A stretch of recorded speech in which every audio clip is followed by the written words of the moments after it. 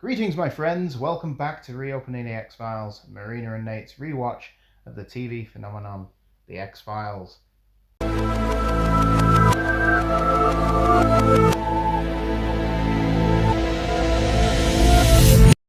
I'm Nate, also known as the Ultimate Movie Geek, and once again I am joined by the enigmatic Agent Powell. Alright. It's a line from the episode. Alright. I quite like that. Oh, what, enigmatic? Yeah. It's like me being, what was it I was called? Douchebag. As an archaeologist? No, not douchebag. Oh. It's an archaeologist. Knobhead? No, not a knobhead. You're just being mean now. Useless? No, I'm not useless. Yeah, you said archaeologist. You're a very good archaeologist. Yeah, I was. Anyway, let's move on. I think it's episode 10. We're on episode 10 now. It gets to you, doesn't it, when you're doing and we're watching them as well. Yeah. Like newer ones, so it does get a bit confusing. It does. We're watching a lot of X-Files at the moment. Yeah, at night time. Alright, so what we're going to talk about tonight is after the dismal Space of Mars, whatever it's called. Space of Mars, which is called Space, wasn't it? Yeah, it was called Space.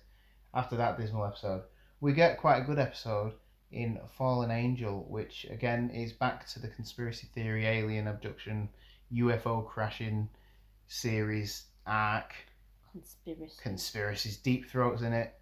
You meet a new character, Max. Max Fenig, who actually does come back later on in the series. I think season 4 of a double episode. It was really good double episodes. I had them on video too. But yeah, this episode, Fallen Angel, is Mulder and Scully investigate a mysterious crash site. They find that the official reports of the incident may be covering up the crash of a UFO. Meanwhile, Mulder meets ufologist who believes he may be a former abductee, Max Fenig. So, this episode, what did you think about this one? This is the episode that actually gives us Mulder's pseudonym as MF Luda, which I think I mentioned in one of the first episodes. I enjoy this one. Again, this is one that I remember. It's just fascinating. All it like he's handed it, isn't he? He's given it wrapped up. It starts off the episode and it's like in air traffic control. Yes. Obviously, not the RAF, can't think what it's called in America, but US Air Force. Yeah, US Air Force, and they're sort of going, whatever, Captain Commander. We've got this bogey and it's flying erratically and nothing on Earth could fly like this. And he sort of says to him, doesn't he, it's that. And he gives a logical explanation. They sort of go argue and say it isn't. And he goes, it is. Yeah. Sort of making clear that he doesn't expect anything to be filed because it's clearly not of this Earth. Yeah. And then apparently it comes back again, and then that's when it crashes, isn't it? Yeah. It's moving like strangely, isn't it? And even the guy says, "Is it one of ours or someone else's?" And said, "No plane can maneuver like this." But then Deep Throat gets. Well, Deep Throat, he knows about everything. Yeah, doesn't he? So he gets word to Mulder and basically says to him, because of where it's at, he said, "You've got 24 hours. If you go now, you'll have a bit of a head start. You need to get there." So he does. He gets caught really quickly, doesn't he, Mulder? Sees all this crazy stuff. He gets in because he finds out. He sees that there's like a laser electric fence around, which is very, very like futuristic. Very predatory. Yeah, very. And he can't get it in, so he does the Sideshow Bob and hides underneath a military vehicle. There's no rakes though. There's no rakes. Yeah, it's a good episode, and he meets Max as soon as he's found in like the compound, doesn't he? They're locked up together because Max has done the same thing. Yeah, and they've caught him, and then Scully sort of bails him out. It's quite a comical moment, I think.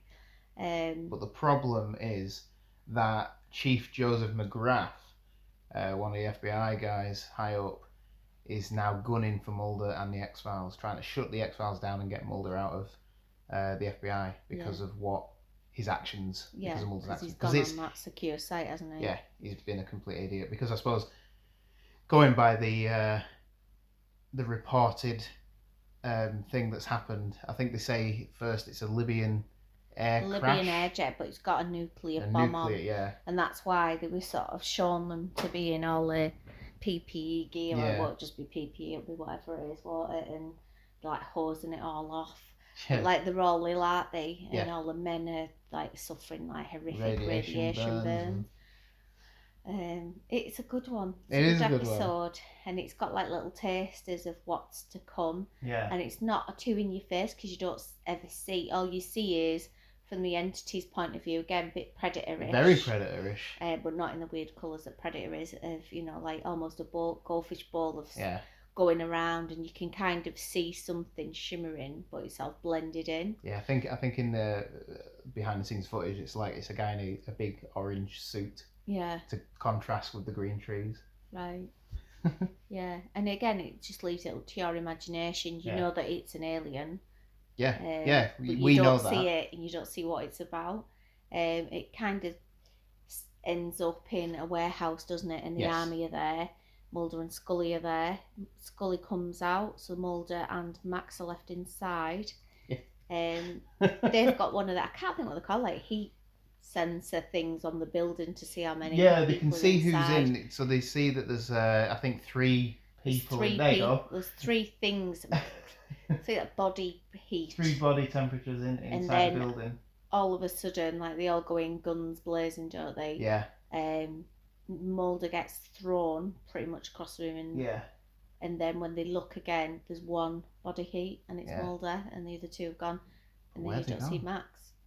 Well, you do see what happens to Max, because Mulder gets thrown away, and then he stands up and he sees that Max is floating in midair underneath the bright light, and the idea is... It's a bit of an iconic bit that I think, isn't it? That image where he's in the light all frozen in fear. That'll have been in the trailers and the teasers, because that is massively like spoilerific, and that pulls you in, doesn't it? Yeah. But it's one of those that's a bit of an annoying episode, because Mulder's the only person who sees what happens. Again. The military outside, they know what's happened, but no one else does, and he can't prove anything. No. And like I said, Max Fenig doesn't turn up again until season 4. It's almost like ethereal though, isn't it, when he's in the light? It's almost like he isn't really there. It's almost like he's a ghost, because he's little in blue, and then there's all these flashes and he's gone. Being beamed up. Yeah. And he's having his little fits. It's a good episode. It's quite scary in a way. Like, if you really do believe in this stuff, you'd be terrified that that's going to happen to you. Yeah. Because Max is aware, I think, that he thinks he's being taken a lot. Well, I think he says that he woke up in strange places when he was younger. Yeah. He doesn't think that he is an abductee. I don't think. He just is into UFOs. Yeah, he doesn't realise why they're drawn to him then, maybe. But I think Mulder theorises, because he's got a cut behind his ear and probably an implant, that his abductors have sent him to this place. So it's sort of like a tracking thing. Yeah, no, it is a good one. It is. The colonel guy's a right arsehole. Oh, he's been in loads a few of things. Bits before, Total Recall. Yeah, and he's always the same. Yeah, Total Recall. That's it. The one with the yeah. He's it's a really, really good one. I do remember it, and when we watched it again, Marshall I still enjoyed it. I think like the technology dates it tiny little bit, but not too much. It's not too. No, this episode stands, I think. Yeah. No, it's a good one. I enjoyed this one. Yeah, I did too. And it's nice. It introduces you to one of the characters that will come back as well. Because they didn't do that loads. Obviously, you've got your lone gunmen and the overarching conspiracy group of senior guys, but the sort of reoccurring, just, regular people. Yeah, it doesn't happen much. Yeah. So, yeah, it was good, and he was a good character. Yeah, it was. Yeah. What I like about it as well is that the FBI guys, like, telling him off at the end of the episode. He's saying, you know, I want X-Files shut, I want Mulder out. And then at the very end, he's running across a courtyard because he's been summoned by Deep Throat, who is clearly higher up in the pecking order. Yeah. And it just shows that there is that. But he pictures it, doesn't he? Yeah. So, you know, don't make it. He'll make him a martyr if you shut the X-Files down, and it'll be more high profile than it needs to be, and all the rest of it. And again, you still don't really know where you are with Deep Throat. No. Well, later on, there's a great episode later on, isn't there? I think it's EBE, isn't it? It's that episode where we're introduced to Lone Gunman, where we find out that Deep Throat isn't always truthful. Yeah, so he doesn't always give him the right breadcrumb trail. Yeah.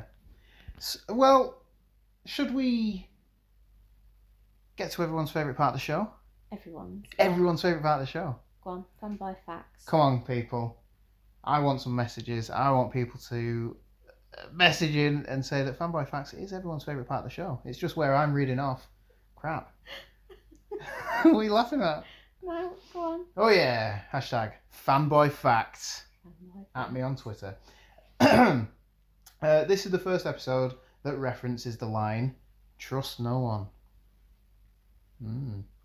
The episode foreshadows the closing of the X-Files, which, spoiler alert, happens at the end of the season. Gutted if you haven't watched it. Shh.